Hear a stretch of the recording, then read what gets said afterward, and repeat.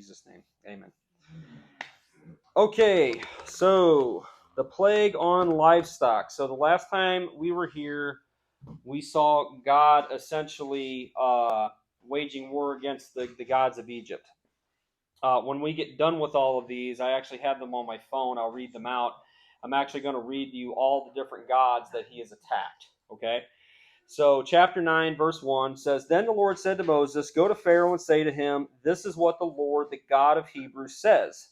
Let my people go, so that they may worship me. If you refuse to let them go and continue to hold them back, the hand of the Lord will bring a terrible plague on your livestock in the field, on your horses, donkeys, camels, and on your cattle, sheep and goats. But the Lord will make a distinction between the livestock of Israel and that of Egypt, so that no animal belonging to the Israelites will die. The Lord set a time and said, Tomorrow the Lord will do this in the land.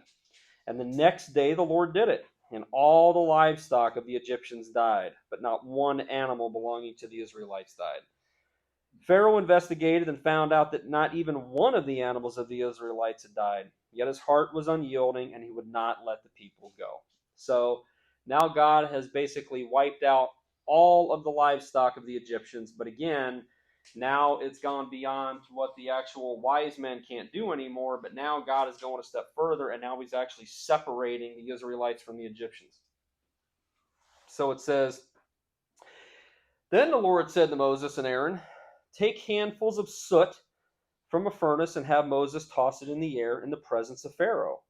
It will become a fine dust over the whole land of Egypt, and festering boils will break out on people and animals throughout the land. So they took soot from a furnace and stood before Pharaoh. Moses tossed it into the air, and festering boils broke out on the people and animals. The magicians could not stand before Moses because of all the Egyptians. The magicians could not stand before Moses because of the boils that were on them and all the Egyptians. But the Lord hardened Pharaoh's heart, and he would not listen to Moses and Aaron, just as the Lord had said to Moses. So boils are something that God uses quite a lot, actually. Later on down the line, and we'll go over this story again when we actually get to the Ark of the Covenant, but one of the things that actually happens to the Ark of the Covenant is it actually gets captured by the Philistines. When it gets captured by the Philistines, they open it up, okay? And that's, I don't know if anybody's ever seen, the Raiders of the Lost Ark. It's not a good idea. So they opened it up, and they came down with what's called a swelling. Now, you could really translate that as two different ways, okay? In the Hebrew, it's kind of hard to really pinpoint it down, but it can be two different ways. The first of which could be that it's really the first sign of what we call the bubonic plague. Okay. The other, which personally I like this better, is it could have been terminal hemorrhoids. So personally, I like that one better. But that is a possibility. Whatever it was a massive swelling that caused death.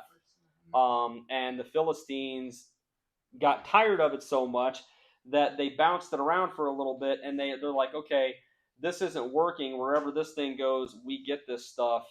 Let's go ahead and send it back to the Israelites, and then they'll get all this stuff. And then they send it back to the Israelites, and nothing happens. So boils are a weapon of choice of God in certain situations. So it says, Then the Lord said to Moses, Get up early in the morning and confront Pharaoh and say to him, This is what the Lord, the God of the Hebrews, says. Let my people go, so that they may worship me, or this time I will send the full force of my plagues against you and against your officials and your people, so you may know that there is no one like me in all the earth. For by now I could have stretched out my hand and struck you and your people with a plague that would have wiped you off of the earth. But I have raised you up for this very purpose, that I might show you my power, and that my name might be proclaimed in all the earth. You still set yourself against my people and will not let them go. And therefore, at this time tomorrow, I will send the worst hailstorm that has ever fallen on Egypt from the day it was founded until now. Give an order now to bring your livestock and everything you have in the field to a place of shelter, because the hail will fall on every person and animal that has not been brought in and is still out in the field, and they will die. Those officials of Pharaoh who feared the word of the Lord hurried to bring their slaves and their livestock inside. But those who ignored the word of the Lord left their slaves and livestock in the field. And then the Lord said to Moses, "Stretch out your hand toward the sky, so that hail will fall over Egypt, on people and animals, and on everything growing in the fields of Egypt." And when Moses stretched his staff towards the sky, the Lord sent thunder and hail, and lightning flashed down to the ground. So the Lord rained hail on the land of Egypt, and hail fell and lightning flashed back and forth. It was the worst storm in all the land of Egypt since it had become a nation. And throughout Egypt, hail struck everything in the fields, both people and animals, and it beat down everything growing in the fields and stripped every tree. The only place it did not hail was the land of Goshen, where the Israelites were. So again, he separates the plague. So it says, Pharaoh summoned Moses and Aaron. "This time I have sinned," he said to them. "The Lord is right, and I, my people, were wrong. Pray to the Lord, for we have had enough thunder and hail. I will let you go. You don't have to stay any longer." And Moses replied, "When I have gone out of the city, I will spread my hand in the prayer to the Lord, and the thunder will stop, and there will be no more hail, so you may know that the earth is the Lord's. But I know that you and your officials still do not fear the Lord God." Parenthetically, the flax and barley were destroyed, since the barley had headed and the flax was in bloom. The wheat and the spelt, however, were not destroyed, because they ripened later. And then Moses left Pharaoh and went out of the city, and he spread his hands towards the Lord, and the thunder and the hail stopped, and the rain no longer poured down on the land. And when Pharaoh saw that the rain and hail and thunder had stopped, he sinned again. He and his officials hardened their hearts, so Pharaoh's heart was hard, and he would not let the Israelites go, just as the Lord had said through Moses. Hold on one second here. I just want to check something out.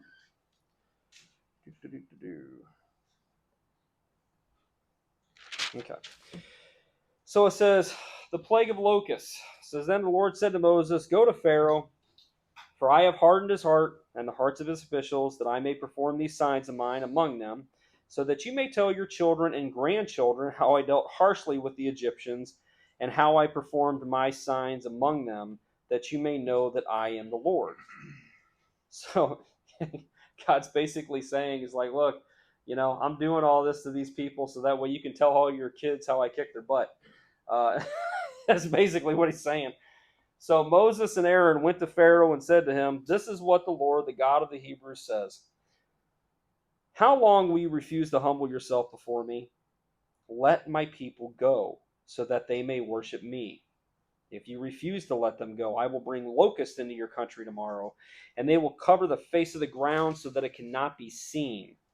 We're about to see that with cicadas here in a little bit. It says, "They will devour what little you have left after the hail, including every tree that is growing in your fields.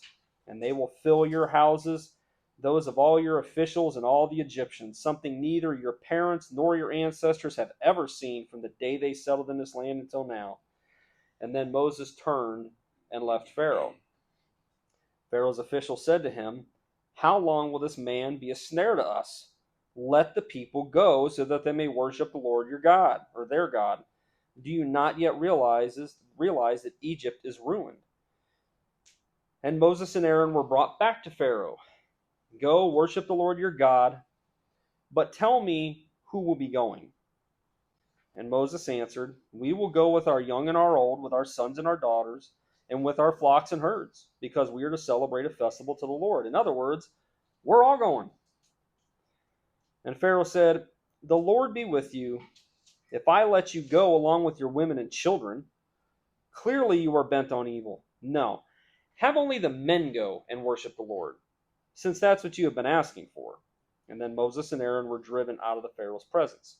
So if you remember, a long time ago, before all this stuff happened, that was the one Pharaoh's plot to begin with anyway. Keep all the women, kill all the boys.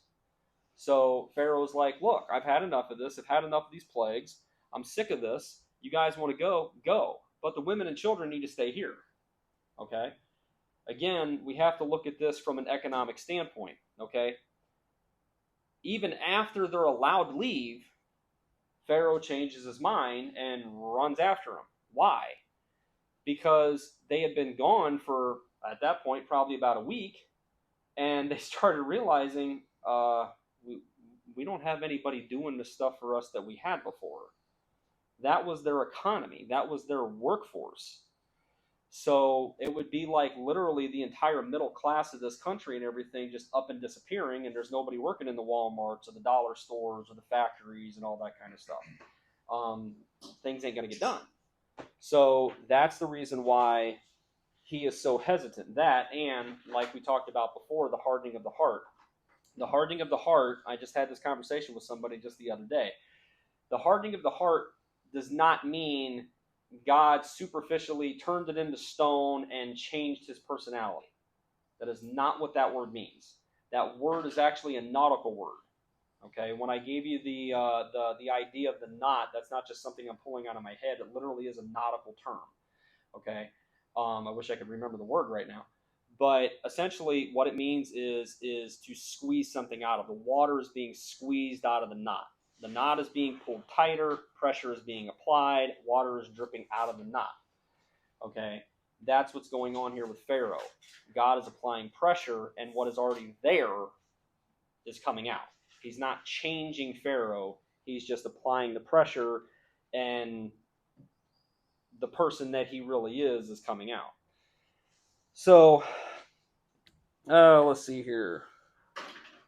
Help me out. Which verse? 12. Okay. And the Lord said to Moses, stretch out your hand over Egypt so that locusts swarmed over the land and devoured everything growing in the fields, everything left by the hail. So Moses stretched out his staff over Egypt, and the Lord made an east wind blow across the land all that day and all that night. And by morning the wind had brought the locust, and they invaded all Egypt and settled down in every area of the country in great numbers. Never before has there ever been such a plague of locusts, nor will there ever be again. They covered all the ground until it was black. They devoured all that was left after the hail, everything growing in the fields and on the fruits of the trees, and the fruit of the trees. Nothing green remained on tree or plant in all the land of Egypt. Pharaoh quickly summoned Moses and Aaron and said, I have sinned against the Lord your God and against you. Now forgive my sin once more and pray to the Lord your God to take this deadly plague away from me. Moses then left Pharaoh and prayed to the Lord, and the Lord changed the wind to a very strong west wind, which caught up the locusts and carried them into the Red Sea. Not a locust was left anywhere in Egypt, but the Lord hardened Pharaoh's heart, and he would not let the Israelites go. So for anybody, we talked the last class and everything about like the excuses that people will give about these plagues. The next plague, there's no excuse. There's no reason anybody can come up with for this to happen. Then the Lord said to Moses, stretch out your hand toward the sky so that the darkness spreads over Egypt, darkness that can be felt. So Moses stretched out his hand toward the sky, and total darkness covered all Egypt for 3 days. No one could see anyone else or move about for 3 days. Yet all the Israelites had light in the places where they lived. So then Pharaoh summoned Moses and said, go, worship the Lord. Even your women and children may go with you. Only leave your flocks and herds behind. Why? Because they can't get very far without that. So it's a guarantee that they're coming back. But Moses said, you must allow us to have sacrifices and burnt offerings to present to the Lord our God. Our livestock too must go with us. Not a hoof is to be left behind. So it says, we have to use some of them in worshiping the Lord our God, and until we get there, we will not know what we are able to use to worship the Lord. But the Lord hardened Pharaoh's heart, and he was not willing to let them go. And Pharaoh said to Moses, get out of my sight and make sure you do not appear before me again. The day you see my face, you will die. Just as you said, Moses replied, and I will never appear before you again. So, very quickly, I know we got one more plague to go, but that was the last plague on the gods. So I want to go over very quickly the... So the plague where the water turned to blood, God was attacking Happy. That is the Egyptian god of the Nile. Happy, H-A-P-I. The next god that he attacked was a god called Hecate. That's the plague of the frogs. That is the Egyptian goddess of fertility, water, and renewal. What was her name? Hecate. H-E-K-E-T. Water, fertility, and what? Hold on one second here. Renewal. Goddess of fertility, water, and renewal. Hecate, the Egyptian goddess, had the head of a frog. The next, the lice from the dust of the earth plague, he was attacking the Egyptian god Geb. That is the Egyptian god of the earth. So G-E-B. So he basically took the earth and he turned it into a plague. The next plague, the swarm of flies, he was attacking the god Khepri. K-H-E-P-R-I. And that is the Egyptian god of creation, the movement of the sun, and rebirth. And just like the other one, the Egyptian god had the head of a fly. The next plague, the death of cattle and livestock, he was attacking the god Hathor. H-A-T-H-O-R. That is the god of Egyptian goddess of love and protection. And she is often depicted with the head of a cow. Not exactly sure how they get a goddess of love with the head of a cow, but hey, I've probably seen worse.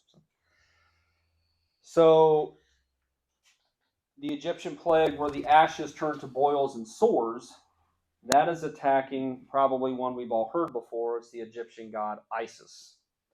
That is the Egyptian goddess of medicine and peace.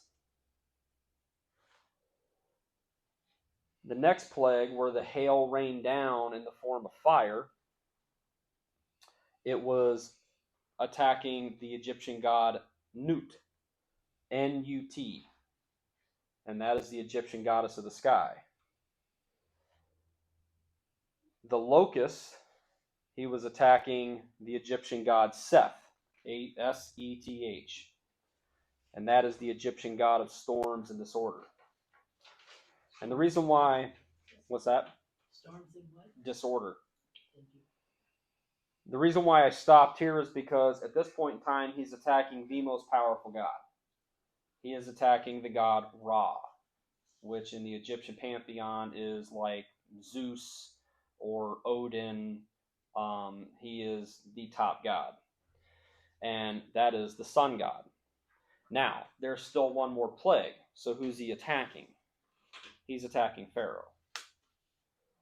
Pharaoh is the source outside of the Nile itself. Pharaoh in Egyptian culture is essentially the source of life.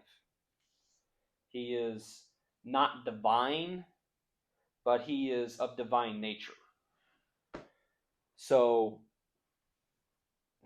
not exactly a perfect parallel, but if you were going to take Egyptian, I've said before, a lot of Christianity you can actually find remnants of, or like little bits and pieces of, in Egyptian culture and Egyptian belief. Like I said, the very first time anybody ever believed in one god, it was actually a pharaoh. He was assassinated because it was so far against their beliefs, but that happened.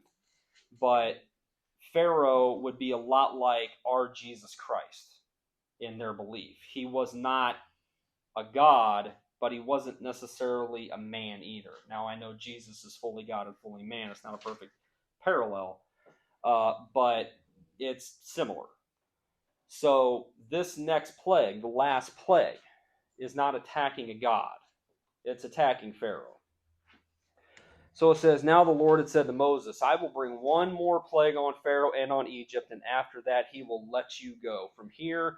And when he does, he will drive you out completely.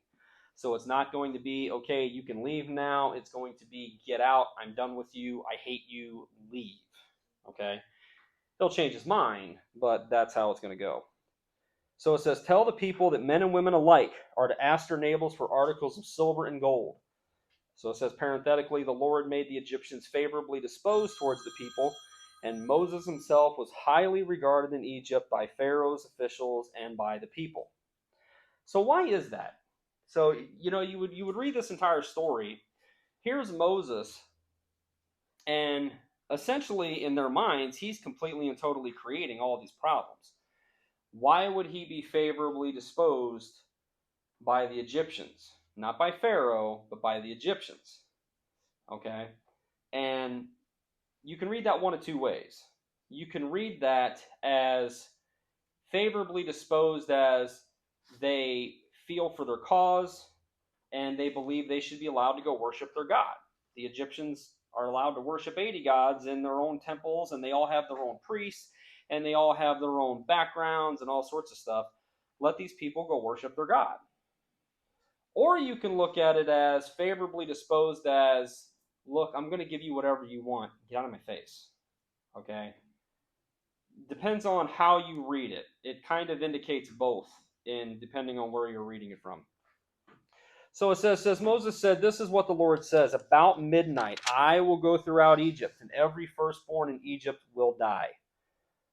From the firstborn son of Pharaoh who sits on the throne to the firstborn son of the female slave who was at her to the firstborn son of the female slave who was at her handmill, and all the firstborn of the cattle as well. There will be a loud wailing throughout Egypt, worse than there has ever been or will ever be again. But among the Israelites not a dog will bark at any person or animal. Then you will know that the Lord makes a distinction between Egypt and Israel. All of these officials of yours will come to me, bowing down before me and saying, go, you and all the people who follow you. And after that I will leave. And then Moses, hot with anger, left Pharaoh. So why was he mad? If I had to take a guess, I'd say he's mad it had to come this far. Because now Moses, it's God doing it, but Moses is going to have to deal with the fact that all these little children are going to die. And it's all because Pharaoh will just not relent. So Moses is extremely upset at this point. It says, the Lord said to Moses, Pharaoh will refuse to listen to you so that my wonders may be multiplied in Egypt. Moses and Aaron performed all these wonders before Pharaoh, but the Lord hardened Pharaoh's heart, and he would not let the Israelites go out of his country. So the Lord said to Moses and Aaron in Egypt, this month for you is the first month of your year. This is the beginning of your story. So tell the whole community of Israel that on the 10th day of this month, each man is to take a lamb for his family, one for each household. And if any household is too small for a whole lamb, they must share one with their nearest neighbor, having taken into account the number of people there are. And you are to determine the amount of a lamb needed in accordance with what each person will eat. The animals you choose must be year-old males without defect, and you may take them from the sheep or the goats. Take care of them until the 14th day of the month, and when all the members of the community of Israel must slaughter them at twilight. Then they are to take some of the blood and put it on the sides and the tops of the door frames of the houses where they eat the lambs. That same night they are to eat the meat roasted over a fire along with bitter herbs and bread made without yeast. Now remember, because he's going to say this over and over and over again. Remember, yeast is a symbolism of sin. Okay? It acts like sin. A little bit of yeast in the bread, just a little tiny bit, and it's going to spread, and it's going to go through it, and it's going to corrupt it, and it's going to change it. Okay? So that is the reason why he's so against yeast. It is a symbolism of sin. So it says, do not eat the meat raw or boiled in water, but roast it over a fire with the head, legs, and internal organs. Do not leave any of it until morning. If some is left until morning, you must burn it. This is how you eat it, with your cloak tucked in your belt and your sandals on your feet and your staff in your hand. In other words, eat it like you're getting ready to leave as soon as you're done. It's go time. Time to get out of Dodge. So it says, eat it in haste. It is the Lord's Passover. And on that same night I will pass through Egypt and strike down every firstborn of both people and animals, and I will bring judgment on all the gods of Egypt. I am the Lord. The blood will be a sign for you on the houses where you are, and when I see the blood, I will pass over you. No destructive plague will touch you when I strike Egypt. This is a day that you are to commemorate for the generations to come. You shall celebrate it as a festival to the Lord, a lasting ordinance. And for 7 days you are to eat bread made without yeast. On the first day, remove the yeast from your houses. For whoever eats anything with yeast in it from the first day to the 7th day must be cut off from Israel. And on the first day, hold a sacred assembly, and another one on the 7th day. Do not work at all on any of these days, except to prepare food for everyone to eat. That is all you may do. Celebrate the festival of unleavened bread, that is, Passover, because it is on this very day that I brought your divisions out of Egypt. Celebrate this day as a lasting ordinance for the generations to come. And in the first month you are to eat the bread made without yeast from evening of the 14th day until the evening of the 21st day, 7-day period. For 7 days no yeast is to be found in your houses. And anyone, whether foreigner or native born, who eats anything with yeast in it must be cut off from the community of Israel. So we made this distinction before. What is the difference between in other versions it's called a stranger? In this particular case, it's called a foreigner. What is the difference between a stranger and a foreigner? Okay. So a stranger is somebody who was just going through the land. They have no intentions of staying. Okay. In my Bible, it uses the word foreigner. In other Bibles, it may use the word alien. Okay. That is somebody that has decided to set up shop in the land. They are not normally, or I wouldn't say normally, they are not born a Hebrew, but they have decided to instill themselves into this culture. And that's allowed. It's allowed even today. But they have to follow the same laws and the same regulations and everything that the Hebrews do. So he's saying, I don't care if you're native-born Hebrew or if you're not. And I'm telling you, on the first day, get all of the yeast and get it out of the house, just in case there's any accidents. Because I don't care if it was done on accident. I don't care if it was done on purpose. If you eat the yeast in this 7-day period that is now considered holy, then you're out. You are no longer an Israelite. You're out of the game. There is no coming back. So he sits there and he says, eat nothing made with yeast. Wherever you live, you must eat unleavened bread. Then Moses summoned all the elders of Israel and said to them, go at once and select the animals for your families and slaughter the Passover lamb. Take a bunch of hyssop, dip it into the blood into the basin, and put some of the blood on top and on both sides of the door frame. None of you shall go out of the door of your house until morning. And when the Lord goes through the land to strike down the Egyptians, he will see the blood on top and the sides of the door frame and will pass over that doorway. And he will not permit the destroyer to enter your house and strike you down. So, why the blood? Because it seems kind of gruesome and gross. But what we're going to find out in the Torah, and if I'm not getting this wrong, I think it's in the book of Leviticus, which we'll study next. But it is made completely and totally crystal clear that without the blood, without the shedding of blood, there is no forgiveness. Okay? when Jesus Christ died, why did he have to die? Why did he have to go through everything that he go through? Why, if God is such a loving God, why couldn't God just say, look, guys, I know you guys are doing the best you can. I know you love me. I know you love Jesus, my son. It's okay. You guys can just come in. Okay? He can't do that. He can't do that and be a holy and righteous God. There are things, and I know this may seem sacrilegious to some and everything, but there are things that God the Father can't do, or else he's not God the Father. That's one of them, is essentially associate with sin. Okay?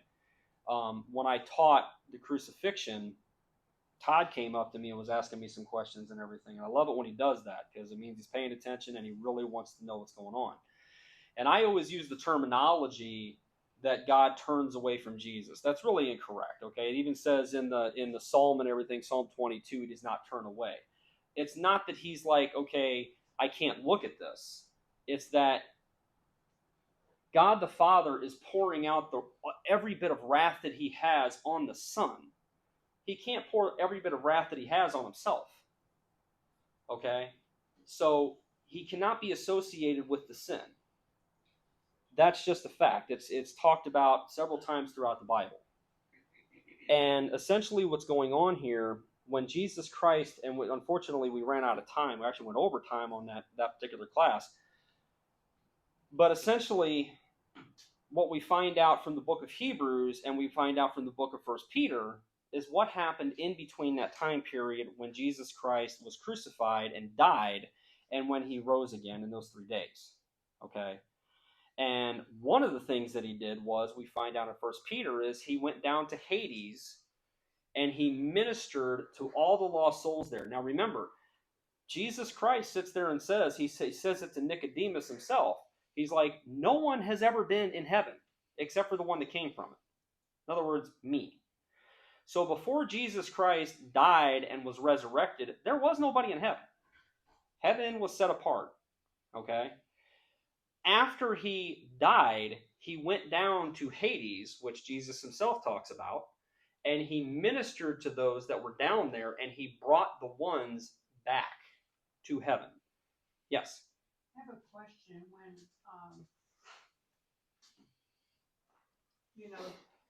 like when we're gone, evidently there's going to be another world created or another creation. Yes. After way us. later. Yes. Yeah.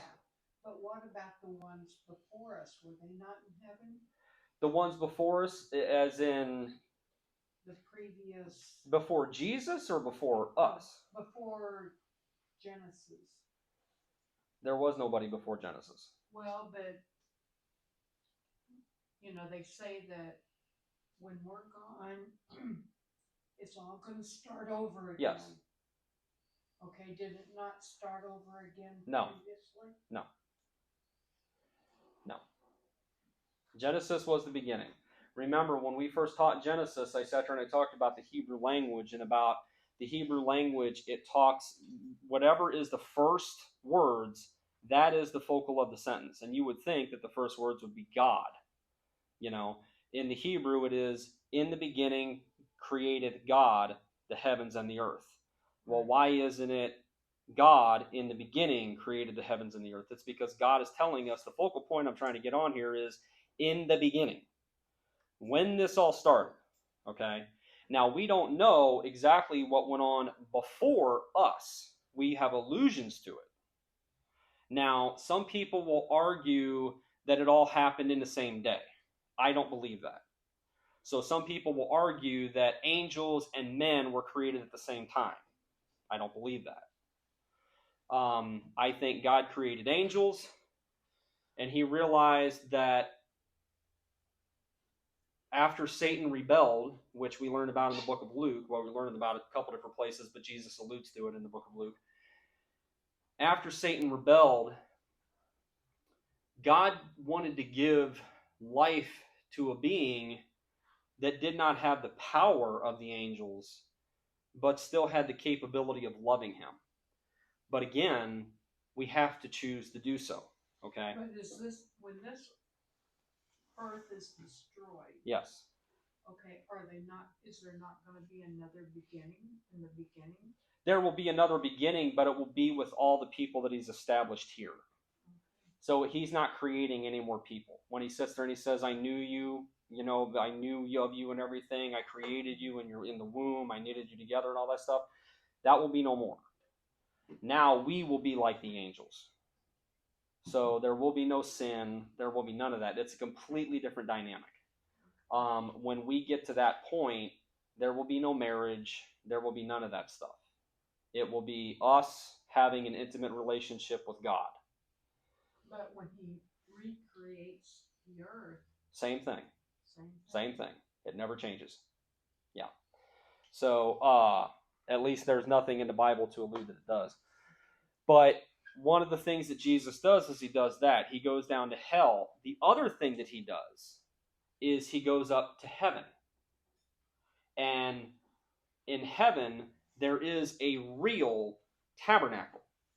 So one of the reasons why when we get to that part in Exodus and we get to the part of Leviticus, you're going to sit there and I'll be honest with you, we're not going to go over every little page and word of it because it's extensive about how the tabernacle is supposed to be built. It is literally, absolutely ordered to be this way.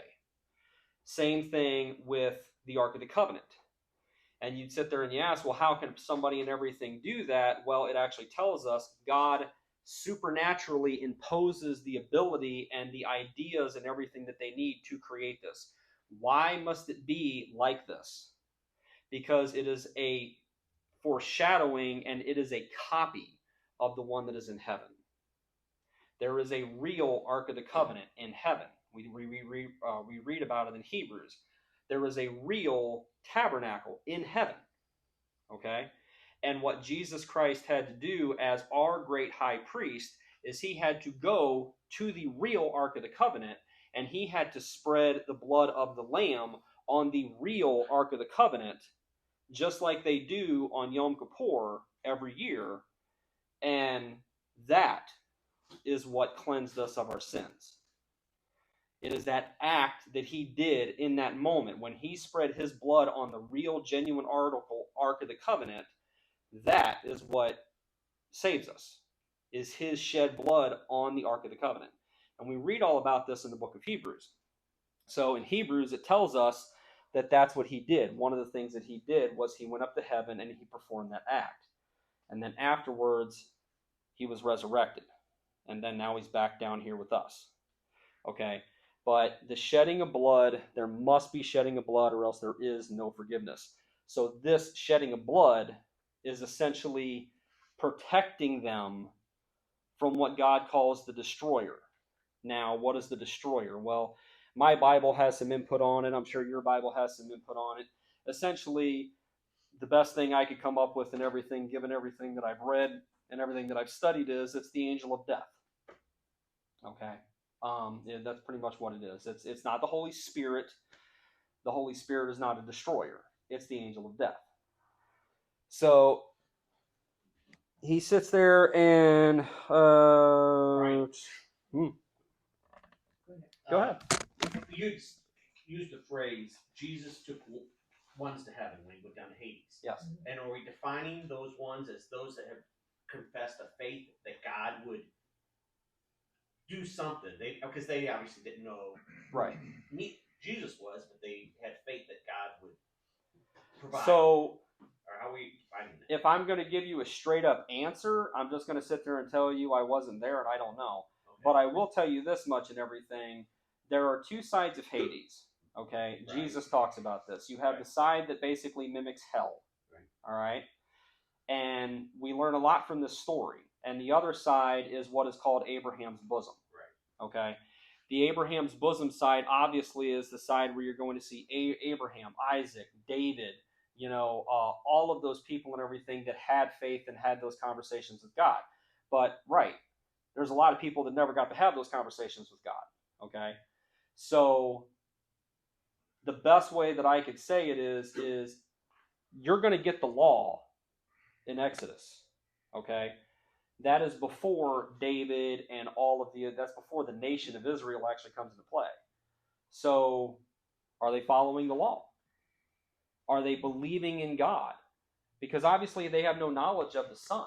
Now, are they following the law perfectly? No, of course not. Not even close. They talk about that, well, quite a lot, but they actually talk about it in the book of Acts. AD 50, the Council of Jerusalem. I just messed up my microphone. I knew it was going to I just, sorry, I got off track. In AD 50, that was one of the reasons why they said it is not required for the Gentiles to follow the laws of the Jews, because the Jews couldn't follow them. They're just like, why are we going to give them this burden? Okay, we can't even follow these things. Nobody can do it. So it really has to do with your faith. But again, before the law was even established, who knows? Now, and I talked about you personally with this. I have a theory, and it's on record here, okay? It is a theory, so nobody walk out of here going, Brian's teaching this, because I'm not. It's a theory, okay? But Jesus Christ went down to Hades and ministered to the lost souls, okay? If I had to take a guess, it's a guess, but if I had to take a guess, he did that with everybody. Peter tells us that God wants no man to be lost, but everybody to come to repentance. Okay? So, who's to say Jesus still doesn't do that? I don't know. I'm not going to say he does. But my question would be, if he had the ability all those years ago and everything to go down to Hades and say, guys, we got to have a conversation here. The judgment's coming. We need to talk. Who's to say he did that one time and one time only? I don't know. I'm not Jesus. So my thought process would be is that everybody, whether they had faith or whether they did not have faith, whether they were the Jew, whether they were not a Jew, everybody that was in Hades when Jesus Christ was killed, he went down and had a rally and did everything he could to make people believe in him. Remember, we've talked about this before about hell, weeping and gnashing of teeth. There's going to be a whole lot of people there that are going to be there because they choose to be there. They hate God. They hate him. Okay? It's not just I had no idea you even existed. It is, I don't want your rules. I don't want your son. I don't want your life. I don't want anything you have for me. I'm perfectly fine. I got all the pride I need, and I can take care of myself. Thank you very much. And just because I'm not going to listen to you and some guy that came down and died on a cross for everybody and everything, you're going to throw me into this place? The heck with you, man. I got nothing for you. And that's exactly the way a lot of people live. Like I said, I knew a guy, and it blows my mind that I'm even saying this, but I knew a guy. He was a pastor for 20 years. And I met him working in a warehouse. And he not only decided to get out of ministry, he decided to live a very sinful and very sexual life. And I sat there and I asked him, I'm like, what happened? He goes, well, I'm not going to get into the P's and Q's of it and everything, but you need to understand something. It's not that I don't believe in God. I'm not an atheist. I said, then what's the problem? He goes, I just don't care anymore. I don't care about him, and I don't care about what he wants, and I don't care what he thinks his plan for my life is. I got my own plan. And that is nothing but pride. That's all that is. So, and there are a lot of people out in this world that have a whole lot of pride. So that's what the blood is for. And again, we talk about this over and over and over again, almost, what seems like ad nauseum, but we have to understand that. We have to understand that if Jesus Christ had not done everything that he had done, it wouldn't have worked. It wouldn't have been enough. He had to shed blood. He couldn't just come down here and preach and say, okay, guys, y'all passed the test. You're all good. It doesn't work that way. So, Sister says, obey these instructions. as a lasting ordinance for you and your descendants, and when you enter the land that the Lord will give you as he promised, observe this ceremony. And when your children ask you, what does this ceremony mean to you, then tell them, it is the Passover sacrifice to the Lord who passed over the houses of the Israelites in Egypt and spared our homes when he struck down the Egyptians. And then the people bowed down and worshipped them, and the Israelites did just what the Lord commanded Moses and Aaron. And at midnight the Lord struck down all the firstborn in Egypt, from the firstborn of Pharaoh who sat on the throne to the firstborn of the prisoner who was in the dungeon, and the firstborn of all the livestock as well. And Pharaoh and all his officials and all the Egyptians got up during the night, and there was a loud wailing in Egypt, for there was not a house without someone dead. So, God decided to just pull the trigger on the worst thing that he could possibly do. And you have to ask the question and everything, why would he do that? Well, again, I'm not God. I'm not going to sit there and say, oh, I know exactly why. But one thing we have to realize is that it's not like all those children and everything and all the firstborns were just all of a sudden blinked into, non-existence. Okay? It's a perfect parallel. God is a perfect judge. Egypt took and kept God's firstborn son. Okay? Israel is my firstborn son. They took and they kept his firstborn son, and they would not let him go. And that's exactly what God did. He took their firstborn sons and he says, okay, they're mine now. They're with me. So I don't want us to sit there and think that, God just wiped them out of existence or something horrible and everything. Again, we look at death like it's, this horrible thing. The reality is death is very minor compared to what actually can happen. Okay? It's very minor. Death is something that, up except for a couple of people and everything, pretty much happened to everybody that ever existed on this earth. So it's something that we should expect, and yes, it can have an emotional trigger on us for sure. I'm not saying these people shouldn't have been weeping for their children by any stretch. I can only imagine how hard that is. But us as Christians, we have to understand what death is. Okay? Now, we're blessed because the Bible tells us as Christians that absent the body, present with the Lord. So we don't have to go to Hades.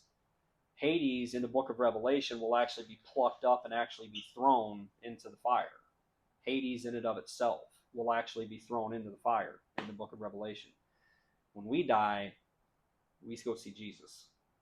So that's something that everything we should be thankful for. I can honestly sit there and say, and I've said this before, and this isn't puffing up chest or anything like that, I have no fear of death. None. I do have a fear of leaving my children while they're children. That I don't want. But once they're old enough and everything that, they've got their lives together and stuff like that, they don't need old dad anymore, Lori can take care of herself. She's tough. I got all the arrangements. So, yeah, no, seriously, I have no fear of death. None. It's something that's going to happen. When it happens, God knows, not me. I do everything I can to stay alive for my family and for the people that need me and everything. I try to take care of myself, but yeah, I have absolutely no fear of death whatsoever.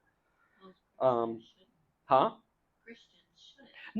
No, they really shouldn't. And the other thing is that we should also, and I don't want to sound inconsiderate when I say this. I really don't. But we should also be careful how we mourn.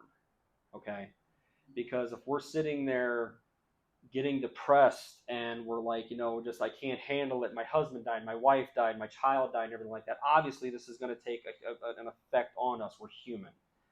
But if one of my children die, as much as I will miss them, and as much as I love them, and as much as I will die for them, if that situation ever came up and everything, I know where they're at. And I know that they would much rather be there than here. So there is that level of selfishness that we have to kind of watch out for. And I know that sounds insensitive, but it's real. It's we have to understand, especially if somebody's sick or they're hurt or something like that. It's like, no, why?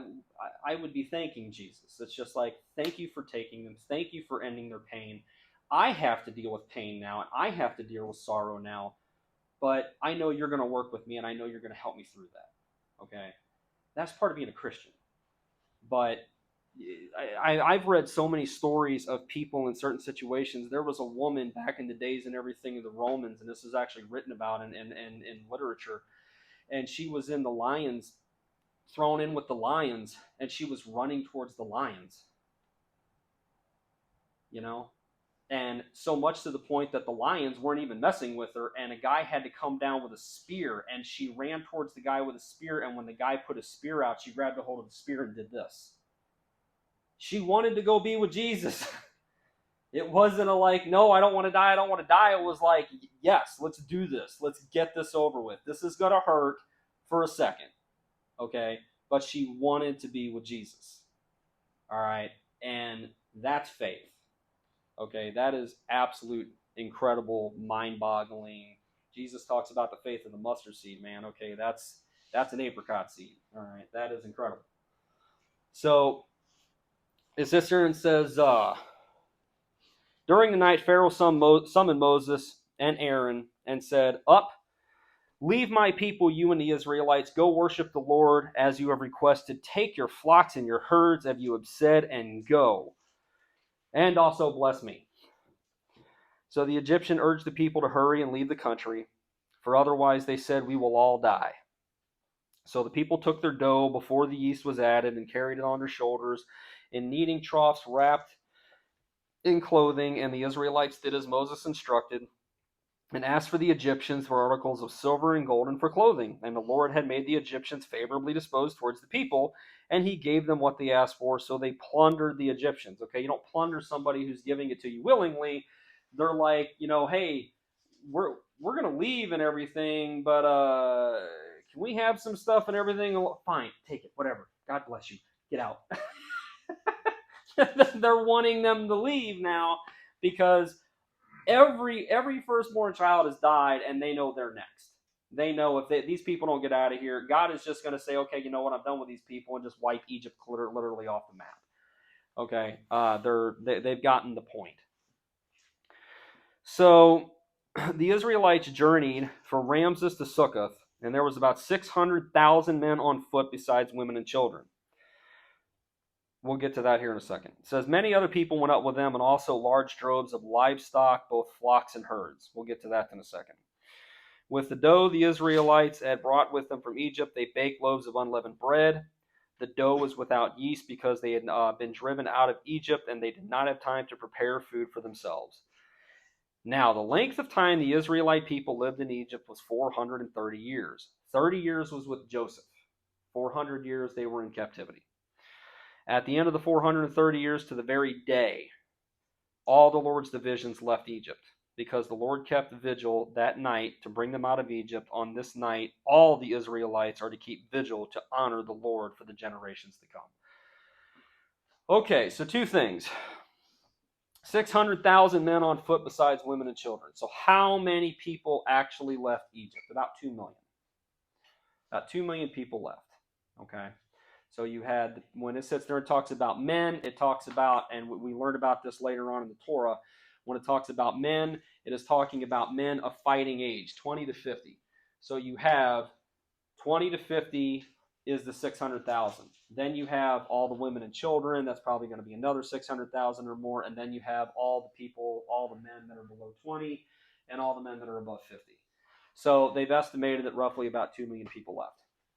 Now, it sits there and says, in my Bible, in the NIV, many other people went up with them. In some of your Bibles, it may say something like a mixed multitude. Okay? Who was the mixed multitude? Well, the mixed multitude were the families that the Egyptians had married the Hebrews. Okay? So, essentially, say like I'm an Egyptian, and I have a son, and I have a maidservant. And she's very pretty and beautiful and everything. And the son grows up and everything in her presence. And the son just falls head over heels in love with my maidservant. And I'm like, okay, you're an Egyptian, she's a Hebrew, that probably shouldn't happen. Let's find you a nice girl. But he's insistent. He wants to marry the Hebrew slave. Okay, fine, you can marry the Hebrew slave. So then they have children. Well, what are the children? Are they Israelites or are they Egyptians? So then this happens. And God says, it's time to go. So the Hebrew woman starts packing her bags and getting the kids ready. And the Egyptian father comes home and says, what you doing? Well, we're leaving. You're what? So that happened quite a lot. So now I don't know, in some situations the man may have left with them. My guess is probably not.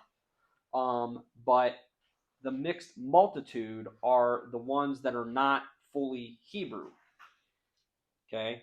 They will become a problem later on down the line. That's going to become an issue. But that's who the mixed multitude are. So the sister says, the Lord said to Moses and Aaron, these are the regulations for the Passover meal. No foreigner may eat it. Any slave you have brought may eat it, even after you have circumcised him, but a temporary resident or a hired worker may not eat it. It must be eaten inside the house. Take none of the meat outside the house. Do not break any of the bones. Okay, does that sound familiar? Okay, Jesus Christ is our Passover. Okay, he is our Passover lamb. And what we learned about in Psalm 22 about the crucifixion of Jesus Christ is that none of his bones were broken. Okay, so that's a heavy foreshadowing of Christ right there. It says the whole community of Israel must celebrate it. A foreigner residing among you who wants to celebrate the Lord's Passover must have all the males of his household circumcised, and then he may take part like one born in the land. No uncircumcised male may eat it. The same law applies both to the native born and to the foreigner residing among you. All the Israelites did just what the Lord had commanded Moses and Aaron, and on that very day the Lord brought the Israelites out of Egypt by their division. And the Lord said to Moses, consecrate to me every firstborn male. The first offspring of every womb among the Israelites belongs to me, whether human or animal. And then Moses said to the people, commemorate this day, the day you came out of Egypt, out of the land of slavery, because the Lord brought you out of it with a mighty hand. Eat nothing containing yeast. Today, in the month of Aviv, you are leaving. When the Lord brings you into the land of the Canaanites, Hittites, Amorites, Hivites, and Jebusites, the land he swore to your ancestors to give you, a land flowing with milk and honey, you were to observe this ceremony in this month. For 7 days eat bread without yeast, and on the seventh day hold a festival to the Lord. Eat unleavened bread during those 7 days. Nothing with yeast in it is to be seen among you, nor shall any yeast be anywhere within your borders. So now he's not even saying, okay, I want this stuff out of your house. He's saying, I don't want it in your villages. I don't want it in your towns. I don't want any of it nowhere near, okay? This time is 100% mine. These 7 days are holy, and you will treat it as such, okay? And he's saying, I know it sounds like I'm repeating myself. I'm repeating myself because God is repeating himself, and he is making this very clear to the Israelites. This is what you do. This is what you don't do, okay? He is making this absolutely clear. So he says, on that day, tell your son, I do this because of what the Lord did for me when I came out of Egypt. This observance will be for you like a sign on your hand and a reminder on your forehead that this law of the Lord is to be on your lips. For the Lord brought you out of Egypt with his mighty hand, and you must keep this ordinance at the appointed time year after year. After the Lord brings you into the land of the Canaanites and gives it to you, as he promised on oath to you and your ancestors, you are to give over to the Lord the first offspring of every womb. All the firstborn males of your livestock belong to the Lord. Redeem with a lamb every firstborn donkey, but if you do not redeem it, break its neck. Redeem every firstborn among your sons. I know there's a couple times I'd like to have broke my firstborn son's neck a couple times. It says, in the days to come, when your son asks you, What does this mean? Say to him, with a mighty hand the Lord brought us out of Egypt, out of the land of slavery. And when Pharaoh stubbornly refused to let us go, the Lord killed the firstborn of both people and animals in Egypt. This is why I sacrifice to the Lord the first male offspring of every womb and redeem each of my firstborn sons. And it will be like a sign on your hand and a symbol on your forehead that the Lord brought us out of Egypt with his mighty hand. Okay, what time is it here? All right, cool. This is going to take a minute. So when Pharaoh let the people go, God did not lead them on the road to the Philistine country, though that was shorter. We'll get to that in a minute. For God said if they face war, they might change their minds and return to Egypt. So God led the people around by the desert road toward the Red Sea. The Israelites went up out of Egypt ready for battle. Moses took the bones of Joseph with him because Joseph had made the Israelites swear an oath. He said, God will surely come to your aid, and when you do, then you must carry my bones up with you from this place. He says that at the very end of Genesis. After leaving Succoth, they camped at Etham on the edge of the desert. By day, the Lord went ahead of them in a pillar of cloud, the pillar of cloud and fire, to guide them on their way, and by night the pillar of fire to give them light, so that they could travel by day or by night. Neither the pillar of cloud by day nor the pillar of fire by night left its place in front of the people. Okay, so several things. Number one, we've already talked about the pillar of cloud and fire, but just to recap and everything, it's not, even though right there it almost sounds like it's two different things, it's not. The pillar of cloud and fire is basically Jesus Christ. Okay, we know this because later on down the line, Jesus will sit there and say, I led you out of Egypt. Well, how did he do that?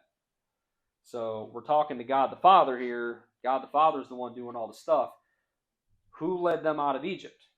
The pillar of cloud and fire. So in that way, Jesus Christ kind of tells us he is the pillar of cloud and fire. The other way, which I find absolutely fascinating, that we can identify Jesus Christ as the pillar of cloud and fire. In the book of Ezekiel, and I won't go there because it's kind of an elongated story, but in the book of Ezekiel, something amazing happens.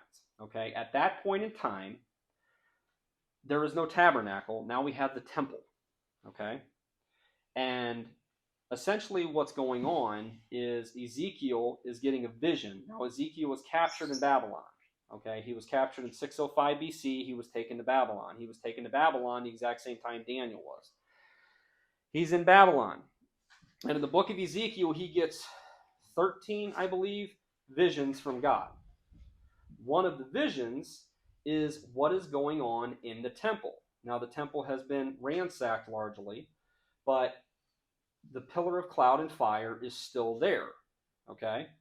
And essentially what happens is the pillar of cloud and fire floats up away from the Ark of the Covenant because, well, let me turn back. This is not yet 586 BC. 586 BC is when everything is destroyed. Israel is destroyed. Okay? So 605 BC, the Babylonians attack Israel. They put in a king. Okay? That does not go so well. 597, they attack again. Okay? More people are took. Eventually, in 588, that is when the last king of Israel is there. They come, they ransack the place, and they put it under a 2-year siege. And in 586, Israel is destroyed. So at this point in time, the temple is still there. The Ark of the Covenant is still there. Okay? So the pillar of cloud and fire raises up from off of the Ark of the Covenant, and he goes over to the threshold of the temple. All right? And then shortly after that, he goes from the threshold of the temple to the mountain, which we call the Mount of Olives. He follows the trail up the Mount of Olives, and he stops almost to look back on Israel one last time. And then he goes down, along with 2 gigantic cherubim that are with him at this time, down the other side of Mount of Olives. Okay? That's what happens. That's the last time we ever see the pillar of cloud and fire. Now, I do want to make one caveat here. When you're reading your Bible and you're reading the story, you're not going to see the words pillar of cloud and fire. You're going to see the words the glory of the Lord. It has stopped being called the pillar of cloud and fire after they cross the River Jordan. It is no longer called the pillar of cloud and fire. It is now called the glory of the Lord. Okay? So the glory of the Lord goes down the backside of the Mount of Olives. When Jesus Christ comes on Passover weekend to be crucified, he is riding a donkey. He comes the exact opposite way. He comes down up the backside of the Mount of Olives. He comes down the Mount of Olives, and he goes right up to the temple where he left 700 years prior as the pillar of cloud and fire. I just think that's so cool. So it's Jesus is pretty amazing. He's all through the Bible, and man, when you actually kind of like see his footsteps, it's absolutely incredible. So that's what's going on there. Now I sat there and I said, when Pharaoh let people go, God did not lead them through the road of the Philistine country. That was shorter, for God said if they face war, they may change their minds and turn back. Nobody understood this until about 30 years ago. So it would have been much easier for the Israelites basically to just kind of take 44 down the highway and everything and got to their place really quickly. But instead, they decided to literally go through every back road you possibly could throughout the desert and the wilderness. And they wound up at, well, we'll get to that point and everything, whether it's the Red Sea or the Reed Sea. But they end up basically cornered, okay? Why?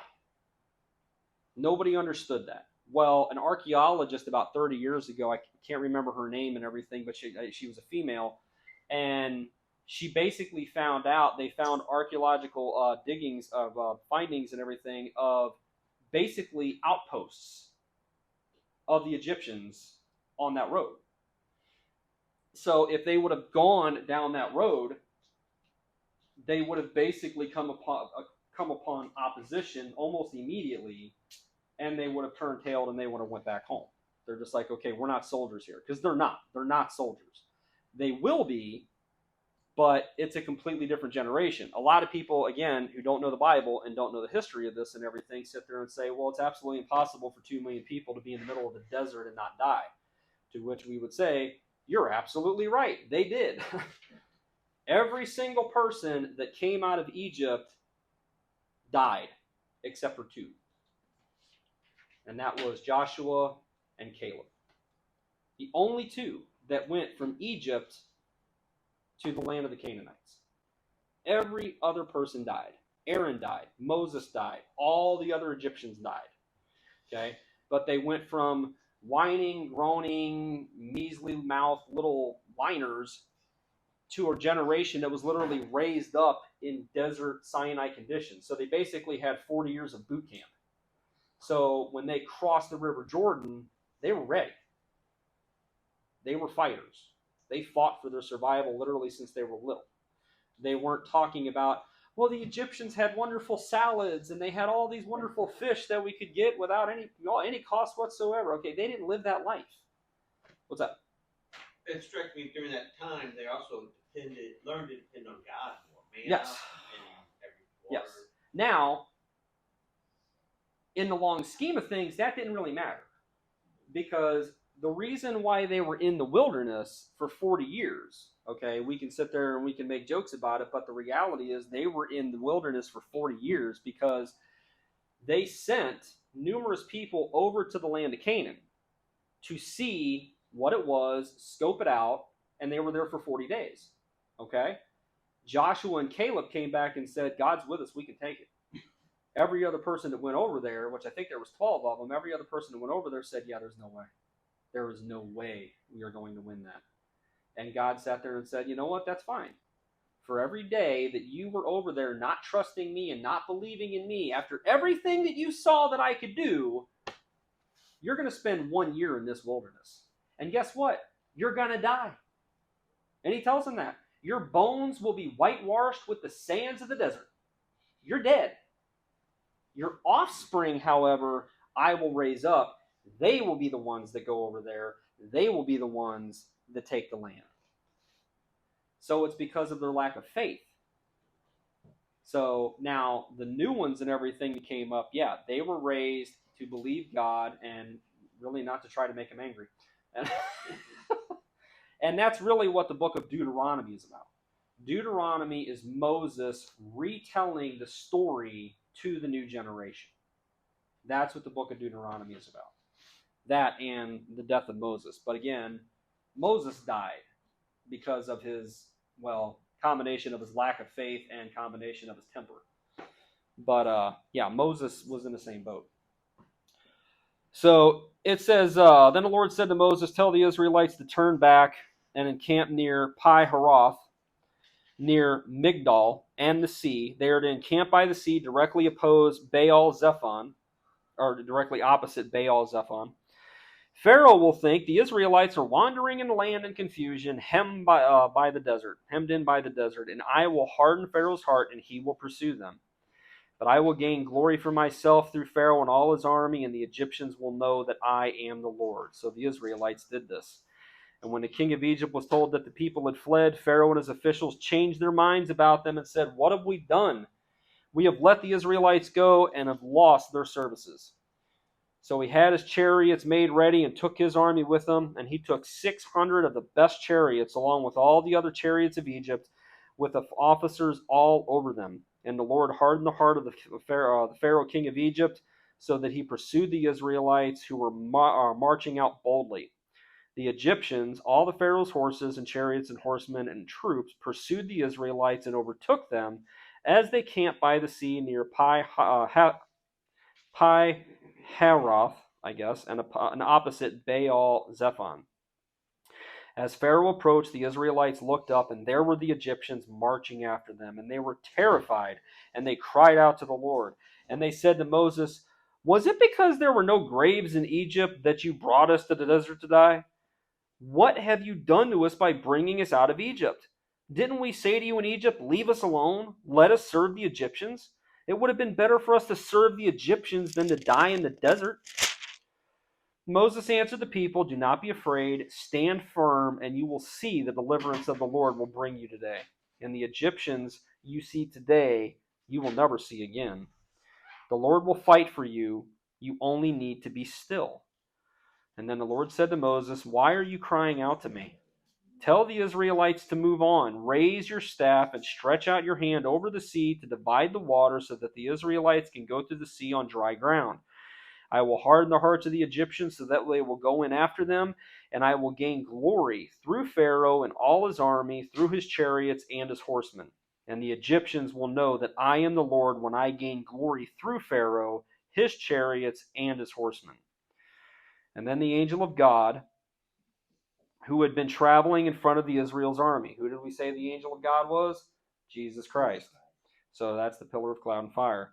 Who had been traveling in front of the Israel's army, withdrew and went behind them. And the pillar of cloud also moved in from the front and stood between or behind them, coming between the armies of the Egypt and Israel. Through the night, the cloud of brought darkness to the one side and light to the other side, so neither went near the other all night long. So they're trapped in between, and again, I'm going to say this both the Red Sea or the Reed Sea, but we'll get to that in a minute if I got time. They're trapped in between the sea, okay? Egypt's are coming this way. The pillar of cloud of fire is in between the Israelites and the sea, okay? Now the pillar of cloud and fire goes around and gets in the middle of the Egyptians and the Israelites and basically provides a smoke cover where there's darkness on one side and light on the other. Okay? So the pillar of cloud and fire is defending the Israelites. So Moses stretched out his hand over the sea, and all that night the Lord drove the sea back with a strong east wind and turned it into dry land. The waters were divided, and the Israelites went through the sea on dry ground with a wall of water on their right and on their left. The Egyptians pursued them, and all the Pharaoh's horses and chariots and horsemen followed them into the sea. During the last watch of the night, the Lord looked down from the pillar of cloud and fire, from the fire and the cloud at the Egyptian army and threw it into confusion. He jammed the wheels of their chariots so that they had difficulty driving. And the Egyptians said, let's get away from the Israelites. The Lord is fighting for them against Egypt. And then the Lord said to Moses, stretch out your hand over the sea so that the waters may flow back over the Egyptians and their chariots and horsemen. And Moses stretched out his hand over the sea, and at daybreak the sea went back to its place. The Egyptians were fleeing toward it, and the Lord swept them into the sea. The water flowed back and covered the chariots and horsemen. The entire army of Pharaoh that had followed the Israelites into the sea. Not one of them survived. But the Israelites went through the sea on dry ground with a wall of water on their right and on their left. That day the Lord saved Israel from the hands of the Egyptians, and Israel saw the Egyptians lying dead on the shore. And when the Israelites saw the mighty hand of the Lord displayed against the Egyptians, the people feared the Lord and put their trust in him and in Moses, his servant. Okay, so we're going to stop there for just a second. We'll probably just stop there for the night. Here's the thing. Okay, here's the big question, because this is literally one of the most controversial stories in the entire Bible. Okay, so here's the $64 million question. Did this actually happen? Okay. So, of course it did. Go home. So, all right. So here's the thing. If you go on Wikipedia right now, okay, and I did this, just to see what I could find. But if you go on Wikipedia right now, it's going to be in big bold letters. There is no evidence whatsoever that this actually took place. Okay, ladies and gentlemen, if you ever have a report to do, don't go to Wikipedia. There is a ton of evidence that this happened. Ton. Now, there is a lot of debate over where it happened. Okay? So, in the Hebrew, it is not technically the Red Sea. It is called the Reed Sea. Okay? The Reed Sea is a little, I don't want to say offshoot, but it's basically like a northern part of the Red Sea. Okay? There's a problem with that. All right? The Reed Sea is called the Reed Sea because it's basically just a swamp. All right? Literally a foot of water is what it is. So it probably didn't happen there. However, when you go all the way to the middle of the Red Sea, it's 6,000 feet deep. It's literally like the Grand Canyon. Okay? Probably didn't happen there either. It would have took them way longer than night to get 2 million people all the way down this cavern and canyon and everything, and then all the way back up. There is a spot, however, and this is the part that I love. There is a spot that is in the Red Sea that's kind of in between. And I wish I had my maps and everything here. I could show you where it's at. But essentially, it's about 110, 111 feet deep. Okay? Now, a lot of people will argue and everything where it actually took place and all that kind of stuff and everything. But the funny part is, and this is the part that you don't read about in a lot of books, the funny part is that we know exactly where it actually happened because it was marked. It was marked by Solomon.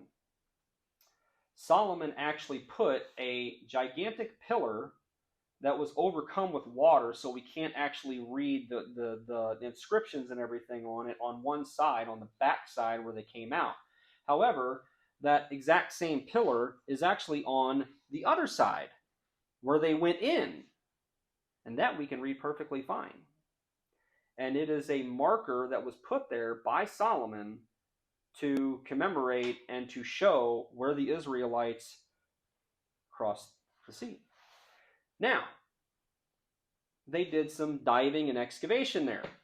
Take a wild guess what they found. A whole lot of chariots. So, one of two things is going on here. Either the Egyptians just like to use this place as a dumping site, or God did exactly what it says he did. He raised the waters up about 110 feet full of water. That would have been plenty deep and everything, and plenty shallow, really enough for them to get across the water. And then as soon as that was over with, the water came down. Now, as a plumber, I know that 1 gallon of water weighs 8 pounds. So imagine what enough water and everything weighs when it's about 111 feet deep. Okay, these people did not drown, these people were crushed. So, yeah.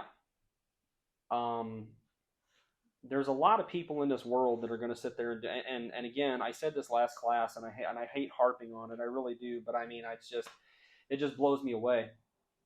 Many of the people that will argue that the Exodus did not actually happen are Bible scholars.